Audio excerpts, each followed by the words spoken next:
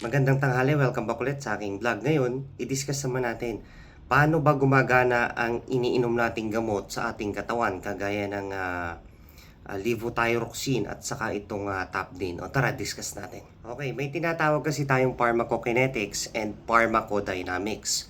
Unahin natin yung pharmacokinetics, ito yung spelling.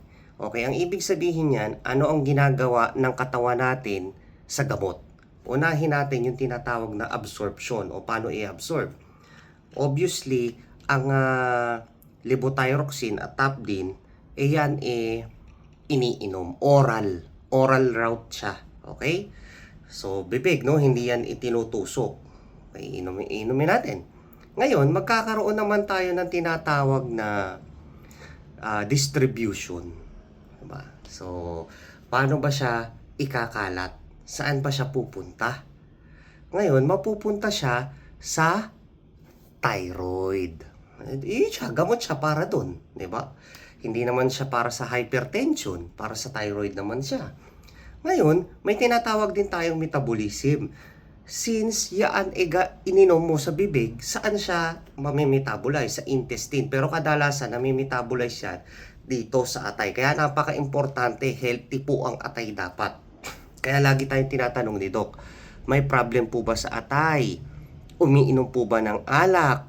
Syempre, kung meron tayong fatty liver o kaya cirrhosis, talagang malaki po ang epekto niyan. Imagine, ang levothyroxine, sumasama yan sa protein sa blood at papunta sa atay at doon po mangyayari ang conversion para maging T3. Kung ikaw ay may diferensya sa atay, malaki po ang problem ng conversion sa katawan natin. Alright? So, sunod naman. Naiipon lang po kasi ang gamot na iniinom ko sa katawan. Kaya nasisira po ang katawan ko.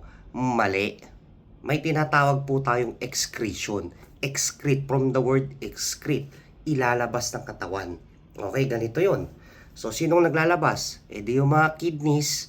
Okay? Ang gamot po pwede yung mailabas sa pamamagitan ng pagdumi at saka pag-ihi, pero kalimitan sa ihi. Ngayon, tinatanong din ni doktor, may sakit po ba sa bato? May sakit po ba sa pagdumi? Wala naman. Di ba? So, full dose or maayos yung dose. Sir, paano yan? May CKD stage 2 ako. Inaalam muna ni Doc yan, siyempre. Sige, hindi ko po pwedeng ibigay sa'yo yung full dose. May CKD stage 2 ka pala. Ngayon, mahihirapan kasi yung kidney mo na i-excrete lahat yun. So, ang gagawin ni Doc, po pwede niyang biyak-biyakin yung dosage na dapat isang take mo lang. Okay, naintindihan?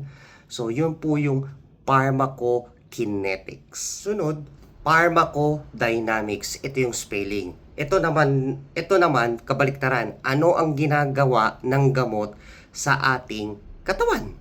Okay? So, magkabaliktad. I-example natin yung Topdin, yung sikat na Topdin, no? So, pag nasa katawan natin siya, ano bang ginagawa niya? Pinipigilan niya ngayon ang ating thyroid gland na mag-produce ng sandamakmak na hormone. Okay? Kasi pag sobrang bilis niyan, dahil hyper ka nga, ikino-convert yan ng ating atay sa T3. Kaya ayan, mabilis yung metabolism mo, mabilis yung tibok ng puso mo. Sir, ang iniinom ko naman yung beta blockers. Umiinom ako niyan, yung propranolol. O yung ganun din. Pinipigilan na, binabawasan naman ni propranolol yung yung heart rhythm at saka yung pagtaas ng blood pressure. Tinutulungan din naman niyang lumuwang yung iyong mga ugat para maging smooth ang daloy ng dugo, ang pump, at the same time, yung anxiety, yung mga merong mild anxiety na pipigilan niya. So, yun yung mga side effects noon. Okay? Ngayon, sir, nabanggit mo yung side effects. So, discuss na natin, di ba? So, dyan na pumapasok yung pagkakaroon ng rashes, yung pangangati dito, di ba? Tapos yung hot flashes, yung namumula yung pisngi, yung sa may muka. So, kasama yun, no? Kasi effect ng gamot yun sa katawan natin. Okay? Tapos minsan yung iba nagiging antukin o kaya naman mahirap makatulog.